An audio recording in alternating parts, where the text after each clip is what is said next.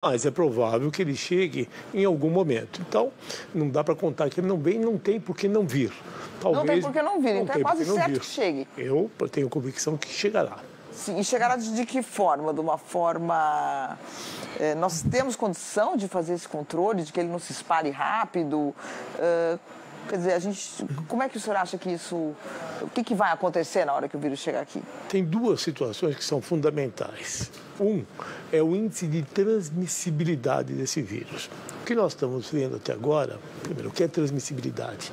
É qual a possibilidade de um indivíduo infectado infectar outras pessoas. Certo. Nós estamos imaginando que isso seja um infectado infectando 3 pessoas. Só para dar um número, o sarampo é 1 para 20.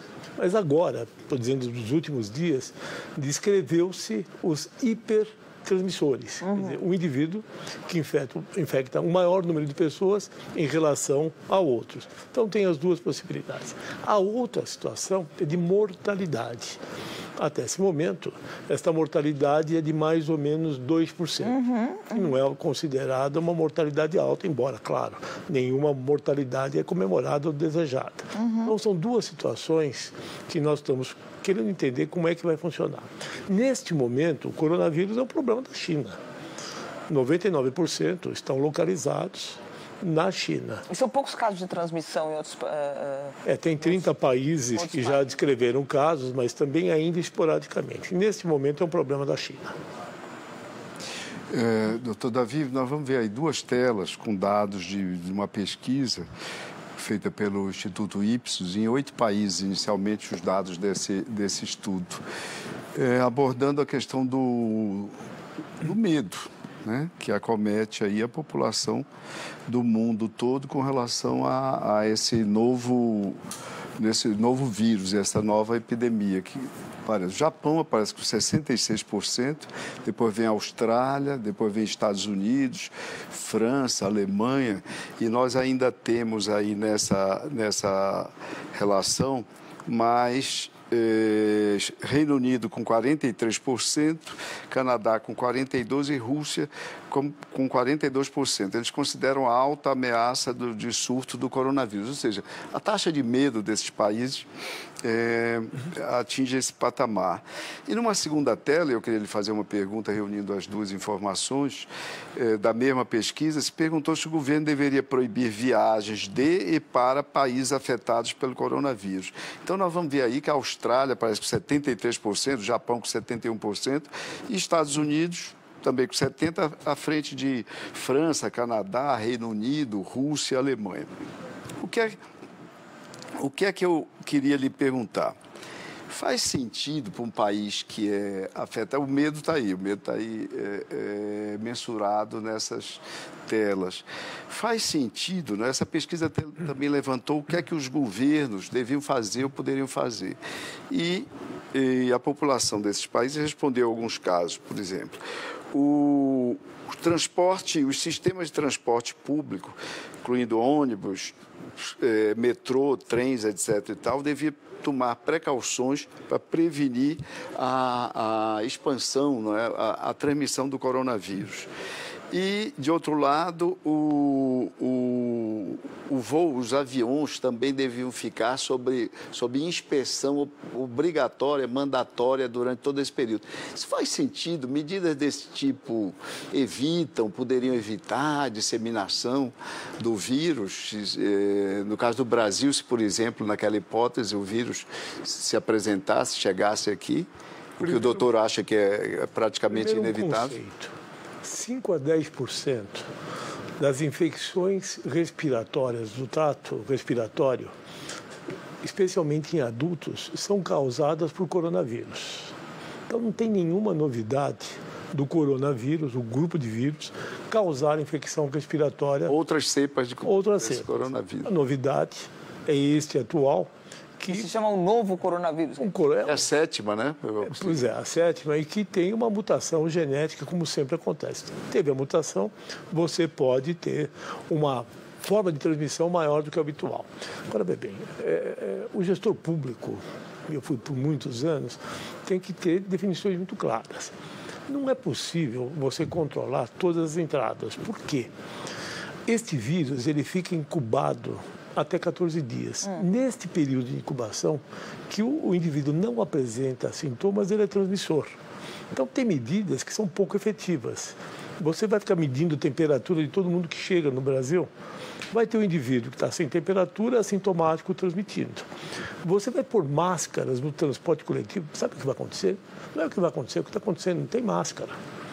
Aonde vai se ter esses insumos?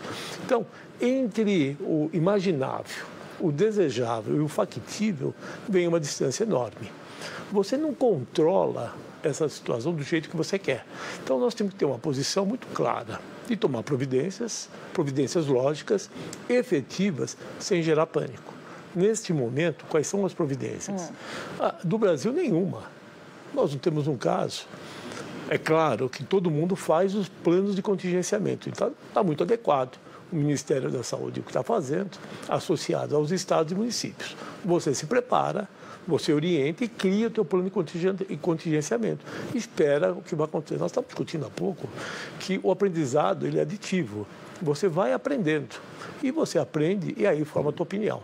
Eu acho que o Brasil está bem postado, não tem que proibir viagens para outros países, tem que recomendar. Não tem nexo alguém ir para a China agora. Agora, não tem sentido proibir viagem para outros lugares, e muito menos as vindas para o Brasil. Nós aqui, uma semana, temos o Carnaval. Né? A China, tradicionalmente, o Carnaval vem depois do ano chinês. Não é comum os chineses virem para o Carnaval do Brasil. Então, tem que ter lógica. Não é? Nunca foi, vai ser agora. Então tem que ter lógica, eu acho que tem que ter precaução, tem que ter planos, mas sem passar dos limites, sem exagerar. Agora, eu conversei recentemente com o secretário de Saúde aqui de São Paulo e ele usou uma expressão que ele falou assim, está todo mundo com o rifle na mão, com o tanque ligado, todo mundo esperando chegar. Vamos ver se chega o vírus, todo mundo preparado para essa guerra, né? Em São Paulo há uma possibilidade de ser a porta de entrada, até porque todo mundo entra por aqui. Embora o vírus demore 14 dias, quer dizer, não necessariamente a pessoa chega infectada, não tem sintoma, vai para outro estado e aparece em outro estado. Mas, enfim, aqui a probabilidade é grande. Quando vocês falam plano de contingenciamento, o que é esse plano de contingenciamento, doutor Davi? Eu faço parte do Conselho Superior de Gestão da Saúde do Estado. Então, eu tenho acompanhado junto ao secretário as providências. Você prepara os hospitais. O Estado de São Paulo é muito bem equipado do ponto de vista de leitos de UTI, são 7 mil leitos. O Estado de São Paulo, o governo, tem 20 mil leitos. Então, São Paulo está preparado para os casos que eventualmente necessitarão de um ambiente de hospital e UTI. Mas eu quero dizer que isso é a minoria e está caindo. Os primeiros milhares de casos da China, 20% necessitaram do suporte de hospital e de UTI. Está diminuindo. É claro, isso você entende mais do que ninguém. É uma relação de denominador-numerador. A hora que você aumenta o número de infectados, você diminui o percentual de indivíduos que precisam de ambiente de hospital e de UTI. Então, isto está caindo. Quer dizer, muito provavelmente a morbidade grave vai ser menor do que nós estávamos imaginando no começo. Certo. Mais 2 telas aí para a nossa conversa, doutor Davi. A primeira delas, sequenciando também com dados da pesquisa do Ipsos, apoia a quarentena obrigatória daqueles que poderiam ter a infecção. Aí os números são superlativos, 87% na Austrália, até 79% nos Estados Unidos. Eu já lhe deixo a pergunta para responder depois, se isso faz sentido, se isso faria sentido no Brasil. E depois uma medida do otimismo. O surto do coronavírus foi contido e terminará em breve, não é? Aí nós temos que ler o outro lado do espelho. Discordam disso 55% do Reino Unido, ou seja, 45% concordam, tem uma expectativa otimista de que terminará em breve, até 46% nos Estados Unidos, 42% na Alemanha, 33% na Rússia. Então é isso, quarentena para todo mundo que for alvo, que for confirmado, que contraiu a infecção. Faz sentido? E segundo, é possível fazer uma estimativa de quando é que essa situação vai estar, digamos assim, normalizada, ou seja, normalizada significando menor volume de fatores que alimentem o pânico da população? Primeira definição do que é esta quarentena. Tá? Você deixa o indivíduo isolado pelo período de incubação do vírus, levando em conta o último contato com a região ou com casos índices. Então, no caso do Brasil, 14 dias, uma sobrinha mais 4, 18 dias. Isso é quarentena. Vale para populações pequenas. Digamos que isso vire uma epidemia. Como é que você faz uma quarentena nacional? A China é um pouco diferente, né? Eles foram lá e isolaram todo mundo, ordem e acabou.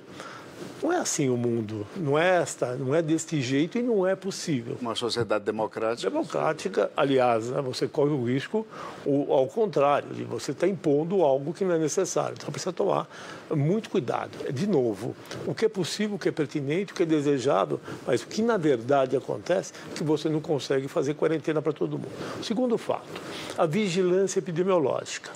O Brasil tem que fazer o diagnóstico da circulação do vírus e tem que saber se o vírus chegou no Brasil ou não chegou. Agora, isto na hora que vira números grandiosos, você não controla o número de infectantes. Né? Como é que você vai controlar famílias no Brasil inteiro? Então, nós temos que tratar isso um pouco mais com naturalidade. Nós temos experiência, já passamos por isso em 2002, já passamos por isso em 2019, já passamos por isso recentemente. Então, como se lida? Primeiro, com tranquilidade. A outra coisa, eu fico ouvindo, nós vamos identificar e isolar o vírus de todo mundo. Não vai. Você vai acabar identificando o vírus dos casos mais graves. Se isso tiver um número de grandeza, como é que você vai fazer um exame? O PCR custa R$250. O exame mais sofisticado, que é o exame genômico, custa R$1.500. O painel viral, estou falando preço de custo, R$1.600. Então, R$1.600 vezes 10 é fácil, vezes 10 milhões é impossível. Doutor, uma pergunta também, motivo de curiosidade. Na China, essa epidemia parece concentrada numa cidade, numa região específica. Isso ocorre com várias epidemias. Por exemplo, a epidemia do sarampo, em São Paulo, 98% dos casos de sarampo no ano passado, até novembro ou dezembro, estavam concentrados em São Paulo. Agora, uma concentração em nível epidêmico também de dengue no Paraná. Por que existe essa... O que é que explica essa concentração, essa singularidade de algumas regiões apresentarem muito mais do que outras esses problemas? Começando pelo dengue. O dengue tem 4 sorotipos, 1, 2, 3 e 4. Se um de nós adquirir o tipo 1, você fica imune ao tipo 1, mas você está exposto ao 2, 3 e 4. Então você pode ter dengue 4 vezes. Cada vez que você tem a mais, você tem um risco de ter uma forma mais grave. Então, as pessoas, um estado que teve uma epidemia recente, ele não terá outra seguinte, porque a sua população foi exposta. Então, essa população é imune. É claro que tem os casos novos, basta nascer. Então, você tem estados que não viveu a epidemia anterior, uma população de suscetíveis, você vai ter o maior número de casos. Aconteceu no estado de São Paulo. Agora, o que não é admissível é você ter uma epidemia em doenças preveníveis, por exemplo, com vacina. Como é que você controla a doença? O melhor jeito é vacinar a população. Então, o sarampo é inadmissível. E aí, são os dois lados. Falta de política pública, mas também falta do cidadão ir se vacinar. A vacina está disponível em todos os postos de saúde. Ainda tem mais as fake news aí, a outra variável. Eu falo que é antidemocrático, porque não é possível, numa situação dessa, os indivíduos se divertirem com uma coisa que causa pânico, alastra terror. Agora, depois eu quero falar sobre a questão da vacina. Mas antes, eu estava com algumas curiosidades aqui, doutor Davi. Muitas pessoas podem ter o vírus e não desenvolver sintomas, ou não desenvolver sintomas. Então pode ser que o vírus já esteja no Brasil. Claro, vê bem. Como é que é a doença viral? Uma boa parte é assintomática, outra pouco sintomática, uma terceira sintomas importantes e a menor parte é grave. Isso é a história das doenças virais no mundo inteiro, essa é a nossa história. Então, seguramente, nós vamos ter os 4 perfis de doentes. Se você me perguntar, pode ser que esteja circulando o vírus? Pode. Assintomáticos. E veja, e é uma coisa muito curiosa. Você vai pesquisar vírus em todo mundo que tossir e tiver febre? Tem uma série de outros vírus, o grupo influenza, os rinovírus, os parainfluenzas, que causam sintomas parecidos. Esse está um pouco diferente. Eu estou chamando de um processo viral seco, porque ele tem poucos fenômenos catarrais. Não tem conjuntivite, não tem expectoração. Basicamente, tem febre alta, dor de garganta e, quando complica, um desconforto respiratório. Então, é um processo viral um pouquinho diferente daqueles que nós estamos habituados. Mas, no final, é tudo igual. E mais uma pergunta, só para eu terminar esse capítulo aqui. Qual é o grupo mais vulnerável? Tem algum grupo mais vulnerável para essa doença? Sempre tem dois polos. Um é do agente agressor e outro é do hospedeiro. O hospedeiro é o ser humano. Tem o hospedeiro imunocompetente e o imunodeprimido. Incluo no imunodeprimido, com as devidas aspas, extremos de idade. Então, quem sofre mais com essas doenças são os indivíduos que têm comorbidade. É o pulmonar crônico, é o cardíaco, é o paciente com AIDS, que ainda não está controlado, por exemplo, é o diabético. Que morreram na China, deu para fazer essa... Sem dúvida, sem dúvida. Teve jovens também morrendo lá. Sempre tem. Mas, normalmente, primeiro o hospedeiro, aquele que é imunodeprimido pode ter mais doença grave, e o outro lado é a agressividade do agente que está causando a doença. Doutor Davi, eu vou duas telas finais aí com dados agora sobre o Brasil. Uma pesquisa do IPESP, aí final de janeiro, né, que perguntava às pessoas sobre o grau de receio que elas têm, né? E aí apareceu 23% com muito medo do coronavírus, 23%, 34%, ou seja, 57% da população com bastante medo. Se era 31 de janeiro, deve ter avançado essa taxa de medo do coronavírus, que agora, inclusive, depois é outra questão, o doutor esclarecer aí ao espectador nosso, por que foi mudar, por que no dia de ontem, terça-feira, a Organização Mundial de Saúde mudou para Covid-19, é o novo nome do coronavírus. Qual é o sentido que faz essa mudança de nome? Mas sim, então 57%, que é uma taxa mais ou menos parecida com a do restante do mundo. Numa outra tela, nós vamos ver uma avaliação naquele momento da atuação do Ministério da Saúde, do Ministro da Saúde no combate, prevenindo o esclarecimento da população, e aparecer aí 31% de ótimo e bom, 33% de irregular, 24% de ruim e péssimo, 31%, vale dizer, é um percentual superior à média das pesquisas de avaliação do Ministério da Saúde em geral e da atuação do Ministério em geral. Ou seja, aparentemente, até aquele momento, a população estava fazendo uma leitura positiva da ação do ministro e do Ministério no que concerne ao coronavírus. Eu queria saber, então, doutor Davi, essa mudança de nomes, em que pode ajudar? Qual foi o sentido? Porque, obviamente, deve haver um sentido. E sua avaliação se confere aí, se confirma essa da pesquisa. Uma leitura, digamos, razoavelmente positiva da atuação do Ministério da Saúde até agora, até aquele momento, prevenindo, ajudando, esclarecendo a população a respeito desse novo vírus. Covid. Co é o coronavírus. Vi é virus. E di, disease. Então, é a sigla em inglês, encurtada para explicar o vírus, doença causada pelo coronavírus. Covid-19 é o ano que ele foi diagnosticado pela primeira vez. Eu estou muito elogioso, tanto para o ministro como para o Ministério da Saúde. Eu acho que é uma postura impecável até agora. Não só isso. O Pacto Federativo está muito bem elucidado. Quer dizer, o que cabe ao Ministério da Saúde? O Ministério faz a política pública e financia. O governo do Estado, ele faz o gerenciamento. E quem é o batalhão de frente, a infantaria, são os municípios. Então, faz a governança, que é o Estado, batalhão de frente, infantaria, os municípios, e a política pública, o financiamento do Ministério da Saúde. Isso está muito bem acordado. Teve, a semana passada, uma reunião dos municípios, CONAS, secretários de Estado e Ministério, e eu vi o resultado final, a política adequada, o cronograma está muito bem feito, só elogios ao ministro e ao Ministério. Eu acho que está saindo muito bem. Davi, uma outra questão. A população parece que, nós conversávamos sobre isso antes do início do programa, a população, a sociedade parece ter uma necessidade de, digamos, reciclar os seus medos. né? No momento é o coronavírus, etc. Provavelmente não deu tanta importância ao sarampo, não levar seus filhos para vacinar, e em alguns locais você teve a epidemia, como São Paulo registrou. A população esquece, por exemplo, que tuberculose continua a ser a infecção mais letal.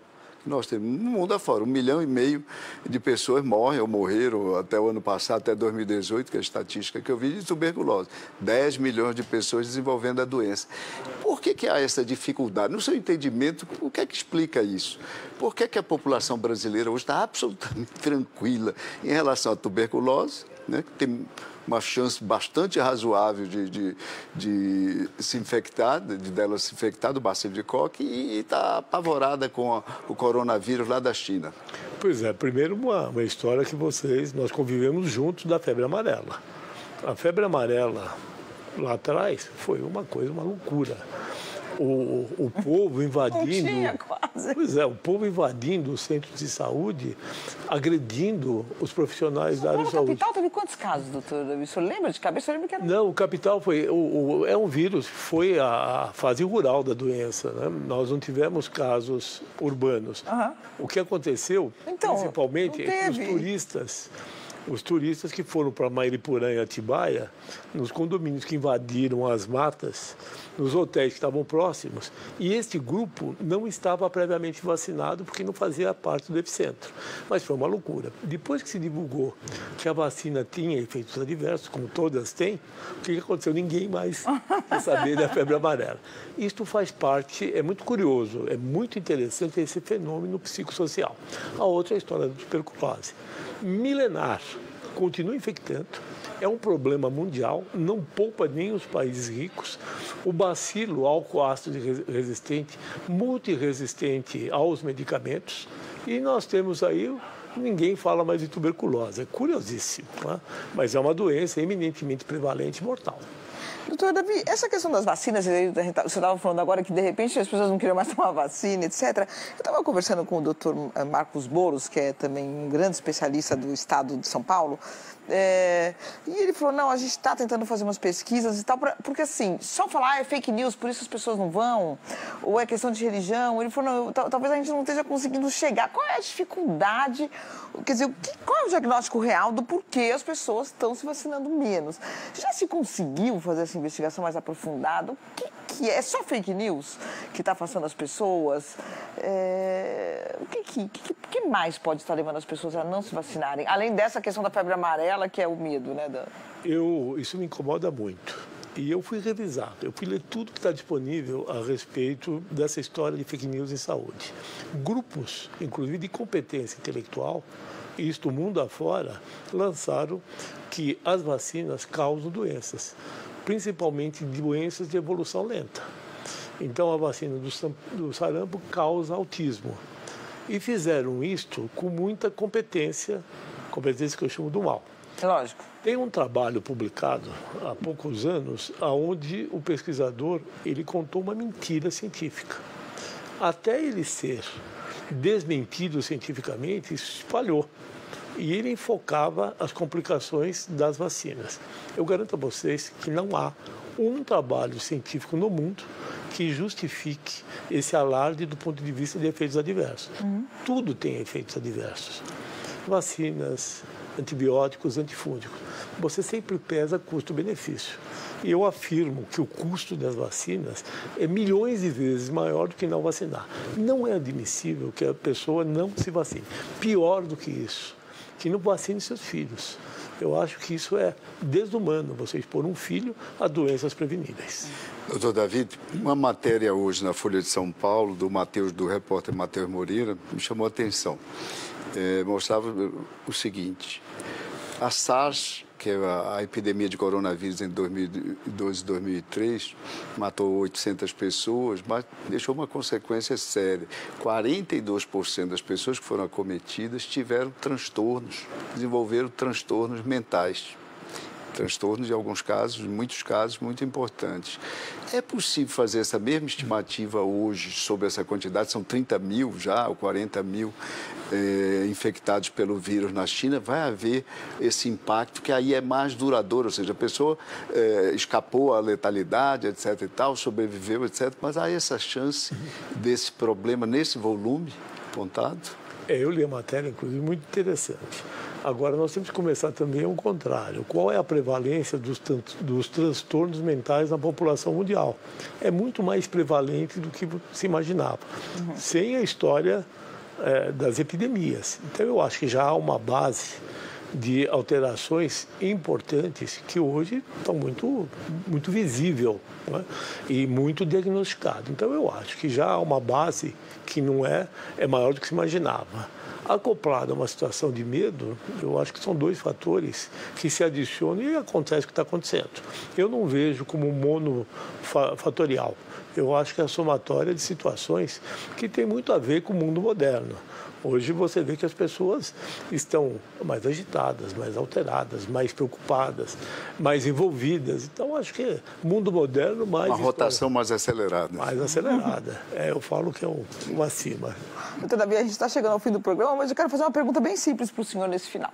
Se por um acaso esse vírus chega aqui mesmo, do ponto de vista pessoal, quais são os cuidados que a gente tem que ter? Sair de máscara ou lavar a mão sempre com gel? Ou... O que o senhor como recomendaria aos seus pacientes que vão telefonar? Primeiro, boas formas de educação, né? Óbvio, você está doente, espirrando, tossindo, primeiro, cubra a boca e o nariz, um lenço descartável. A outra coisa, está assintomático, fique em casa, se alimente adequadamente, se hidrate.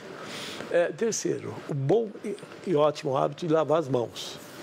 O álcool gel funciona, mas água e sabão têm o mesmo efeito. São medidas muito práticas que você previne a transmissão de doenças. Por que o verão protege mais do que o inverno? Primeiro, porque o vírus não gosta de calor. Segundo, que no inverno as pessoas se aglomeram mais. Sim. É mais comum. Então, esse é um momento que não é favorável nem ao coronavírus, nem a outros vírus. Mas tem medidas práticas importantes. Uma agora do nosso secretário da Saúde é tentar antecipar a vacina da gripe.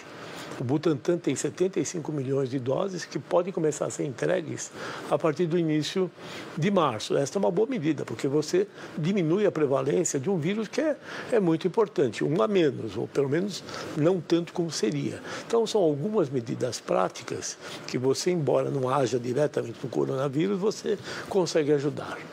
Bom, infelizmente a gente chegou ao fim dessa consulta médica aqui. Queria agradecer muito, doutor Davi, a sua presença aqui no nosso programa, convidado para voltar várias outras vezes.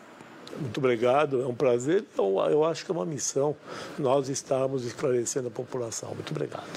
Obrigado, doutor. E entre em contato com a gente pelas nossas redes sociais que estão aparecendo no seu vídeo.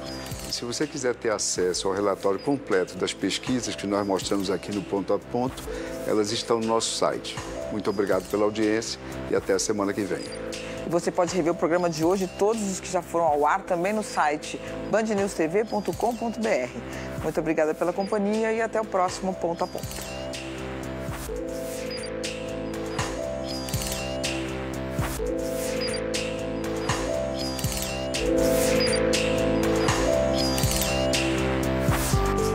Tem 70% de desconto na Jacaúna. Lustre a partir de R$ 499. Sofá a partir de R$ 699. Todo mostruário em até 15 vezes sem entrada. Venha logo, tá acabando. Saldão do ano, Jacaúna. Alcântara Machado, Raposo Tavares e Washington Luiz. Quer viajar pagando o menor preço da internet? Entre agora mesmo no site da 123 Milhas. É só clicar e começar a economizar. Escolha o seu destino. Tem até 50% de desconto nas passagens. Tudo parcelado em 12 vezes. Simples, rápido e fácil. 123 Milhas é a certeza do melhor negócio. Gostou? Então tá esperando o quê? Vai viajar! Clicou, economizou, viajou. Saúde é assim que se faz. A maior rede própria de hospitais e clínicas do Rio e Grande Rio. Mais de 1.000 médicos credenciados, alta tecnologia médica, mais de 700 mil clientes satisfeitos. Ressonância magnética, hemodinâmica, tomografia, entre outros. Venha você também para o Assim Saúde. Você entendeu? Saúde é assim que se faz. Ligue já para 2102-5555 ou fale com o seu corretor.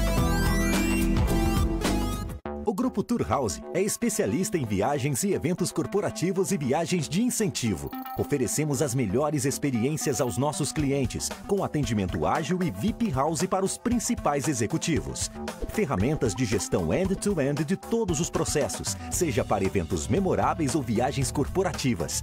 Negociação, escala e tecnologia para a redução de até 25% no orçamento. Ligue para a Tour House e solicite uma consultoria. O jovem de hoje é o profissional do futuro. E para ser bom na profissão, tem que pôr em prática tudo o que aprendeu.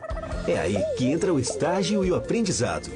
Ofereça oportunidades para jovens estagiários e aprendizes e dê um futuro melhor para os jovens, para a educação e para a sociedade brasileira. CIEE, há mais de 50 anos, encaminhando as novas gerações e preparando os profissionais que farão o futuro do Brasil. CIEE, Centro de Integração Empresa e Escola.